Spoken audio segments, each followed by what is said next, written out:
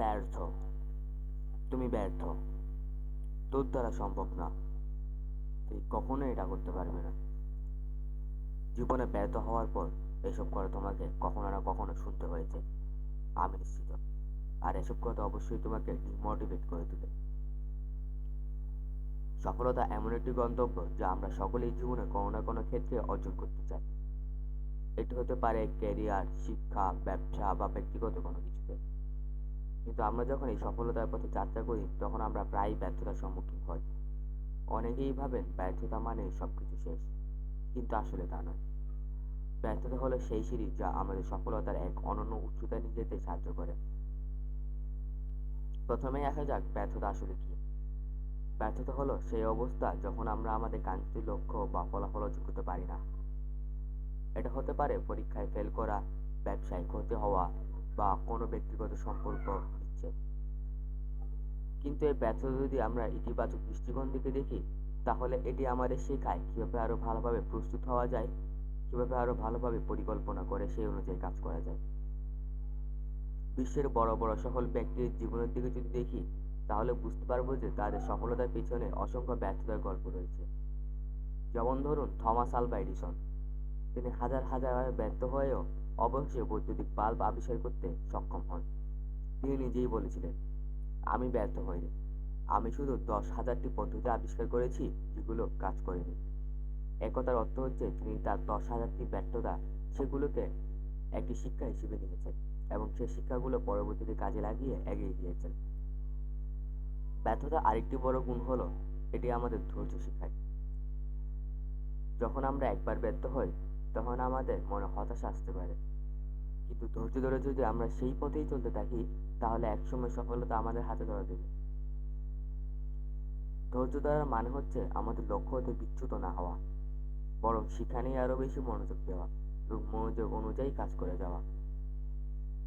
তবে আমাদের জীবনে যে ব্যর্থতা সবসময় ইতিবাচক শিক্ষা বয়ে আনে তা নয়। অনেক সময় ব্যর্থতা আমাদের মনে নেতিবাচক প্রভাব ফেলে, আমাদের আত্মবিশ্বাস কমিয়ে দেয়। তখন আমাদের প্রয়োজন আত্মবিশ্বাসের পুনরুদ্ধার করা, নিজেদের মধ্যে সেই বিশ্বাস তৈরি করা যে আমরা পারবো এবং আরও একবার চেষ্টা করা। এই আত্মবিশ্বাসের পুনরুদ্ধার করতে আমাদের প্রয়োজন নিজেদের উপর আস্থা রাখা এবং নিজেদের সীমাবদ্ধতাগুলোকে মেনে নেওয়া। যদি আমরা নিজেরাই নিজেদের উপর বিশ্বাস রাখতে না পারি তাহলে কেউই আমাদের উপর বিশ্বাস রাখতে পারবে না। ব্যর্থতার পরিপ্রেক্ষিতে আমাদের কিভাবে কাজ করতে হবে তা শেখাও একটি বড় শিক্ষা। ব্যর্থতাকে শিক্ষা নেওয়া মানে হচ্ছে সেই ভুল চিহ্নিত করা যা আমাদের ব্যর্থতার কারণ হয়েছে, সেই ভুলগুলো শুধরে নেওয়া এবং ভবিষ্যতে যেন সেই ভুলগুলো পুনরাবৃত্তি না হয় সেই দিকে খেয়াল রাখা। এই প্রক্রিয়া আমাদের আরও সাবধানী করে তোলে, আমাদের আরও সমাধানী করে তোলে, আমাদের সমস্যার গভীরে যেতে শেখায় এবং আমাদের লক্ষ্য অর্জনের পথে আরও দৃঢ়ভাবে এগিয়ে যেতে সাহায্য করে। একটি বিষয় খুবই গুরুত্বপূর্ণ, তা হলো ব্যর্থতা আমাদের মানসিক শক্তি পরীক্ষা করে। সফল হতে গেলে মানসিকভাবে দৃঢ় হওয়া খুবই জরুরি। ব্যর্থতার মুহূর্তে আমরা কতটা দৃঢ় থাকি এবং আমাদের সিদ্ধান্তগুলো কতটা সঠিকভাবে নিতে পারি সেটাই নির্ধারণ করে আমাদের সফলতার সম্ভাবনা। মানসিক শক্তি শুধু আমাদের ব্যর্থতার মধ্যে কাজে দেয় না, এটি আমাদের জীবনের প্রতিটি ক্ষেত্রেই সফলতার জন্য অত্যন্ত গুরুত্বপূর্ণ। অতএব ব্যর্থতা কখনই আমাদের গন্তব্য নয়, বরং এটি একটি শিক্ষা, একটি প্রক্রিয়া যা আমাদের সফলতার দিকে এগিয়ে নেয়। আমরা যদি ব্যর্থতা থেকে সঠিকভাবে শিক্ষা নিতে পারি, যদি আমরা ধৈর্য ধরে চেষ্টা করতে পারি এবং আমরা যদি আত্মবিশ্বাস বজায় রাখতে পারি তাহলে একদিন অবশ্যই সফলতা আমাদের হাতের মুঠোয় ধরা দিবে। প্রিয় ভিউয়ার্স, মনে রাখবেন, সফলতার পথে ব্যর্থতা আসলে একটি স্বাভাবিক বিষয়, কিন্তু সেই ব্যর্থতাকে নিজের দৃষ্টিভঙ্গি, নিজের পরিশ্রম এবং ধৈর্যের মাধ্যমে জয় করতে পারলেই সফলতা অর্জন সম্ভব। সফলতার পথে চলার জন্য সাহসী হন, ধৈর্য ধরুন এবং প্রতিটি ব্যর্থতা থেকে শিখতে থাকুন। একদিন আপনি অবশ্যই আপনার কাঙ্ক্ষিত সফলতা অর্জন করতে পারবেন।